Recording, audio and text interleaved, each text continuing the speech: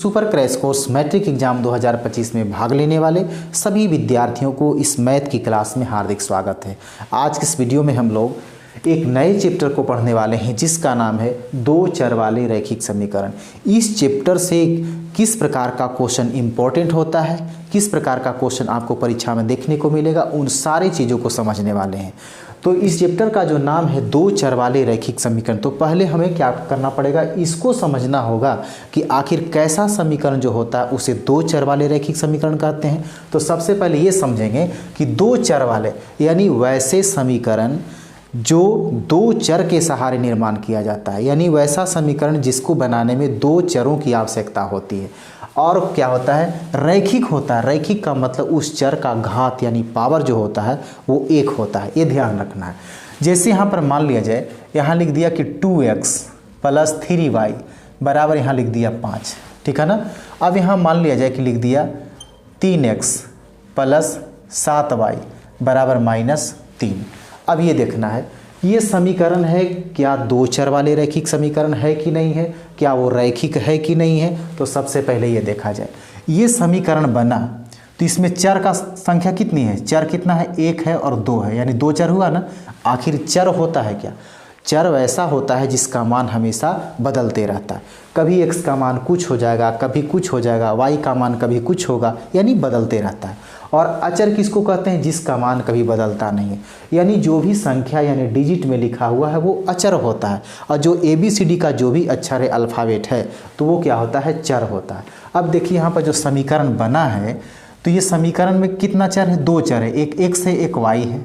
और अब देखना है कि रैखिक है कि नहीं। रैखिक का मतलब क्या होता है कि इसका पावर एक, तो x का पावर एक है, y का पावर एक है। जब ऐसी स्थिति में समीकरण का निर्माण हुआ है तो वह कौन सा समीकरण कहलाता है, दो चर वाले रैखिक समीकरण। अब यहाँ पर क्या होगा, जब क्वेश्चन बनता है ना, तो क्वेश्चन बनता है तो आपको सबसे पहले ये टेबल में जो सारणी बना हुआ है ये आपको पूरा कंठस्थ याद रखना है, क्योंकि इस सारणी से क्वेश्चन निश्चित रूप से पूछा जाता है। कभी आपको युग्म का नाम पूछ देगा, कभी आपको ग्राफी निरूपण पूछ देगा, कभी आपको इसमें हलों की संख्या यानी कितना इसका आंसर आता है, इसकी संख्या, हलों की संख्या कितनी होती है वो पूछ देता है।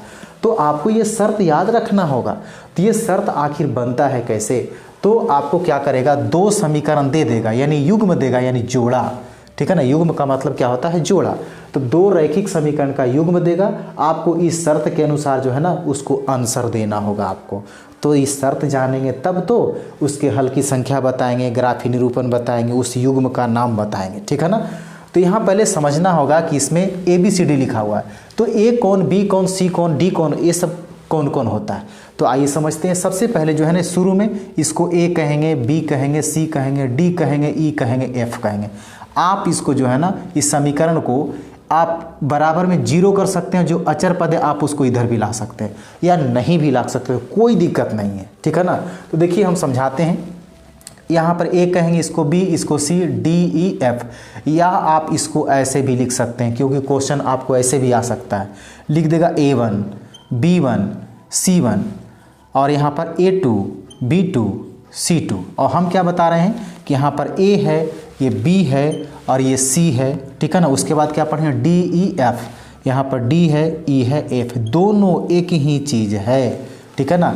आप इस पहला समीकरण है तो उसको A1, B1, C1 कहेंगे, दूसरा है तो A2, B2, C2 कहेंगे, या ऐसे लिख सकते हैं कि A, B, C, D, E, F। तो आपको जो इच्छा है आप इसका प्रयोग कीजिए या इसका प्रयोग कीजिए, दोनों सेम है, ठीक है ना। तो चलिए हम अब इसको आगे समझते हैं, शर्त को समझते हैं। तो शर्त को कैसे समझेंगे, तो सबसे पहले जो है ना आपको इसको अनुपात में करना होगा, यानी दोनों समीकरण है ना उसके अनुपात में करना होगा, इस चर के साथ इस चर को, ठीक है ना। तो इसके पहले कितना है, 2, यहाँ 2 लिख दिए, इसके पहले कितना है, 3, फिर बराबर यानी तीनों को बराबर करना है। यहाँ पर कितना है, 3, इसके पहले कितना है, 7, प्लस माइनस ध्यान देते रहना है, प्लस रहेगा तो प्लस में लिखेंगे, माइनस रहेगा तो माइनस में लिखेंगे, ठीक है। अब उसके बाद कितना, इसमें है 5 लेकिन इसमें कितना है, इसमें है -3। अब यहाँ पर देखिए अगर कटेगा ऊपर नीचे तो काट देना है, नहीं कटेगा तो छोड़ देना है। देख रहे हैं कि 2 3 से नहीं कटा, 3 7 से नहीं कटा, 5 3 से नहीं कटा, नहीं कटा तो क्या करेंगे, अब इसको देखना है ऊपर वाले को क्या कहे थे, A1 कहे थे या A लिखेंगे, नीचे कौन था, A B C D, ठीक है ना, यहाँ पर D हो गया। अब यहाँ पर बराबर ई कौन है, बी है, और नीचे कौन है, डी के बाद ई आता है तो ई हो गया, बराबर ई कौन है, सी, और नीचे ये कौन है तो डी ई एफ, एफ हो गया। या आप इसको ऐसे भी लिख सकते हैं A1 A2 B1 B2 C1 C2, ठीक है ना। अब जैसा क्वेश्चन पूछेगा, अगर ABCD करके पूछेगा तो आपको ABCD यहाँ पर लिखेंगे, लेकिन अगर A1 A2 B1 B2 इस तरह से लिखेगा तो आपको उसी ढंग से लिख देना है। अब यहाँ पर क्या करेंगे, अब यहाँ पर ये चेक करना है कि ये दोनों क्या बराबर है। यहाँ तो बराबर लिख दिया, क्या यहाँ बराबर है, तो यहाँ 2/3 है, यहाँ 3/7 है, तो ये बराबर नहीं, इसका मतलब ये बराबर नहीं है। अब देखिए यहाँ पर ये शुरू में ही बराबर नहीं है, इसका मतलब क्या हो गया, ये मिल गया। अब यहाँ पर जब ये बराबर नहीं है, यानी क्या हो गया कि A/D बराबर नहीं B/E, तब अगर ये क्वेश्चन दे देगा और पूछेगा इसका कितना हल होगा, माने कितना आंसर आएगा इसका, तो इसके कितने हल होंगे, इसका अद्वितीय हल। अद्वितीय का मतलब होता है कि केवल एक ही आंसर आएगा, इसके अलावा दूसरा कोई आंसर नहीं आएगा, इसका मतलब ये हो गया, ठीक है ना। तो ये अद्वितीय हल होगा। अगर इसी शर्त पर पूछ लेगा कि अगर अद्वितीय हल है तो उस युग्म को क्या कहेंगे, युग्म माने इस समीकरण के जोड़ा को क्या कहेंगे, तो इस समीकरण का युग्म क्या कहलाएगा, अविरोधी युग्म कहलाएगा, ठीक है ना। अगर मान लिया जाए कि ये तीनों बराबर आ जाता है, यानी यहाँ भी 2/3, यहाँ भी 2/3, यहाँ भी 2/3, यानी AD/BE बराबर में CF, ठीक है ना। अगर तीनों बराबर आ जाता है तो यहाँ पर शर्त क्या होगा कि ये तीनों जब बराबर है तो इसमें हलों की संख्या कितना होगा, तो इसमें अनगिनत हल होंगे, अपरिमित हल होंगे, ठीक है ना। तो इसके हलों की संख्या अपरिमित होगा। लेकिन यहाँ पर युग्म का नाम क्या होगा, तो युग्म आश्रित होगा, ठीक है ना। उस युग्म को क्या कहेंगे, आश्रित कहेंगे। अब यहाँ पर देखते हैं, अगर मान लिया जाए कि आपको आ गया A/D बराबर B/E बराबर C/F, लेकिन यही बराबर नहीं है। जैसे क्वेश्चन अगर मान लिया जाए कि यहाँ पर ऐसे रहे कि 2/5 बराबर 2/5, ठीक है ना, और बराबर नहीं यहाँ पर 3/5, तो देखिए तो यहाँ ये दोनों आपस में बराबर है, लेकिन यहाँ पर बराबर नहीं है। जब यहाँ पर लास्ट में जब बराबर नहीं है तो इसका कितना हल होगा, कोई हल नहीं होगा, और इस युग्म को क्या कहेंगे, तो विरोधी युग्म कहें। अब इससे संबंधित जो क्वेश्चन पूछा जाता है वो इस प्रकार का क्वेश्चन पूछा जाता है, जैसे अनुपातों A1/A2 B1/B2 और C1/C2 की तुलना कर ज्ञात कीजिए कि दिए गए रैखिक समीकरण 2x - 3y = 8 तथा 4x - 6y = 9 का युग्म क्या है, संगत है या असंगत है। यानी यहाँ पर देखिए दो समीकरण दिया हुआ है। कौन कौन दिया हुआ है, यहाँ पर हम आंसर बनाएंगे तो समीकरण को पहले देखना है कहाँ, यहाँ पर है ये 2x - 3y = 8, ये पहला दे दिया है। दूसरा समीकरण क्या है, दूसरा है 4x - 6y = 9, ये दूसरा दे दिया, यानी युग्म दिया, युग्म मतलब समीकरण का ये जोड़ा दे दिया। अब कहता है आपको बताना है कि इस युग्म का नाम क्या होगा, संगत है कि असंगत है, या इसको ऐसे भी पूछ सकता है कि ये युग्म आश्रित है कि विरोधी है कि अविरोधी है, ठीक है ना। अब यहाँ पर तो हमने विरोधी, आश्रित और अविरोधी लिख दिया है, लेकिन संगत है कि असंगत, तो जिसका आंसर संभव है, जिसका आंसर निकल रहा है तो वो संगत है, और जिसका कोई आंसर नहीं निकल रहा उसको क्या लिखाएगा, असंगत। तो यहाँ पर चेक करना है, ये कैसे चेक करेंगे, तो हम इसी शर्त पर चेक करेंगे, ठीक है ना। पहले इसको क्या कहता है, इसको तुलना कीजिए, अनुपात है तो आपको अनुपात में बांटना है। देखिए अभी हम बता रहे थे ना कि आप इसको A/D B/E C/F ऐसे करके भी लिख सकते हैं, या इसको A1/A2 B1/B2 C1/C2 ऐसे भी लिख सकते हैं। तब यहाँ पर देखना है क्या होगा कि 2 क्या करेंगे, 4 करेंगे, बराबर ये -3 है तो -3 लिख दिए, बट्टा में कितना -6, बराबरी कितना है 8/9। अब देखिए दोनों माइनस क्या ऊपर नीचे कट गया, क्या ये कटता है, तो यहाँ कट गया, कितना आया 2 दूना 4, ऊपर 1 बचा, 3 दूना 6, ऊपर 1 बचा, ये नहीं कटता। इसका मतलब कितना हो गया, 1/2 हो गया, और ये कितना होगा 1/2, और फिर इधर कितना हुआ 8/9। अब यहाँ पर चेक कीजिए कि ये दोनों आपस में बराबर है, लेकिन ये क्या है, ये तो बराबर नहीं है, ये 8/9 तो इसके बराबर नहीं ना आया। इसका मतलब क्या हो गया, ये बराबर नहीं, तो इसको काट देना है। अब यहाँ पर यही सेम लिख देना है, क्या लिखेंगे यहाँ पर, A1/A2 बराबर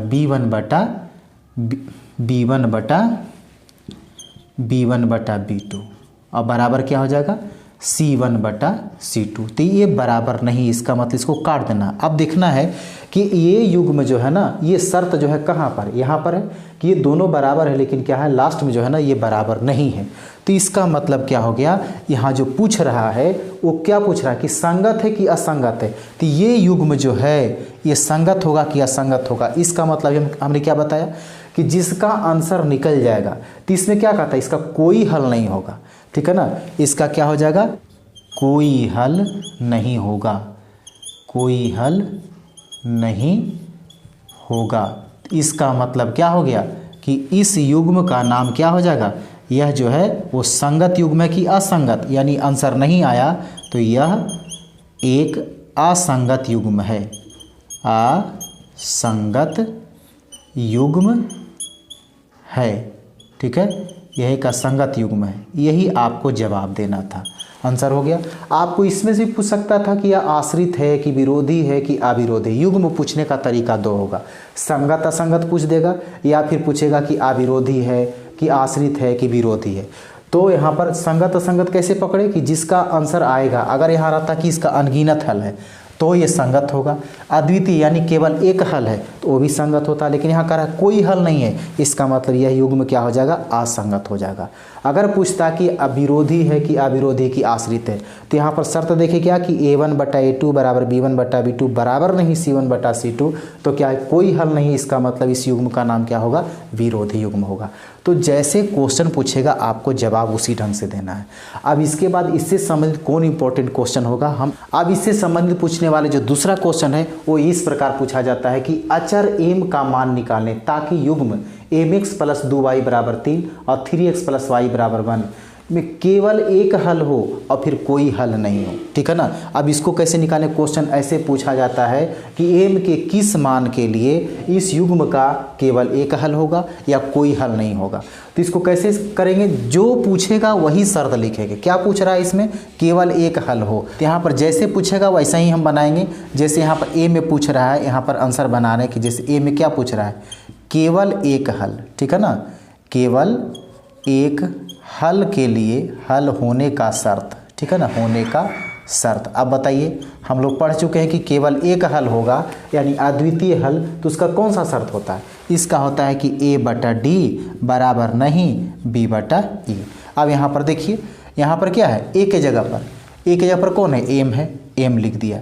D के जगह पर कौन है, ABCD, D के पर 3 है, 3 लिख दिया, बराबर B के जगह पर कौन है, AB। तो देखिए यहाँ पर, यहाँ जो चर है, चर को छोड़ देना है, यहाँ पर क्या करना है, अचर को लिखना है, तो 2 हो गया। ई के जगह पर कौन है, तो y के पहले कौन है, 1 लिखा हुआ है ना, तो यहाँ पर 1 लिख दिया। अब यहाँ बीच में है बराबर नहीं, शर्त में बोल रहा है बराबर नहीं, तो हम बराबर को काट दिए। अब यहाँ से तिरछा तिरछी गुना करें तो m एकम कितना हो गया, m, और 2 को 3 से गुना करेंगे तो 6, लेकिन बराबर नहीं, m के बराबर 6 नहीं होगा। इसका मतलब ये आंसर हो गया। अब यहाँ पर अगर b को बनाते हैं, b में क्या करा है, कोई हल नहीं हो, तो कोई हल नहीं होने का शर्त क्या है, यहाँ लिखेंगे कोई हल नहीं होने का शर्त, होने का शर्त। अब यहाँ पर लिखिए कोई हल नहीं होने का शर्त क्या है, यहाँ पर है A/D बराबर B/E बराबर नहीं C/F। तो जब कोई हल नहीं है तो आपको ये क्या करना है, ये ख़त्म कर देना है, आपको इसी पर आंसर बनाना है। अब यहाँ पर जो शर्त है उस पर इसका मान रख दीजिए। x के पहले माने a बराबर कितना है, a बराबर m है, d कितना है, तो x के पहले कितना लिखा हुआ है, 3 है, बराबर b कितना है, b + 2 है, तो 2 हो गया। e के जगह पर कितना है, 1 है, 1 लिख दिया, बराबर नहीं, c के जगह पर कितना है, 3 है, और f के जगह पर कितना है, 1 है। तो आपको क्या करना है, अब यहाँ पर जो इसका मान निकालना है, ये कोई हल नहीं होगा तो इधर आपको नहीं जाना है, आपको यहाँ से तिरछा तिरछी गुना करना है। तो m एकम m हो गया और 3 दूना कितना हो गया, 6। यही हो गया आंसर। तो उम्मीद है कि क्वेश्चन आपको समझ में आ गया होगा। अब इससे संबंधित इस चैप्टर में कौन कौन से इंपॉर्टेंट क्वेश्चन होते हैं वो अगले क्लास में देखेंगे। तब तक के लिए धन्यवाद।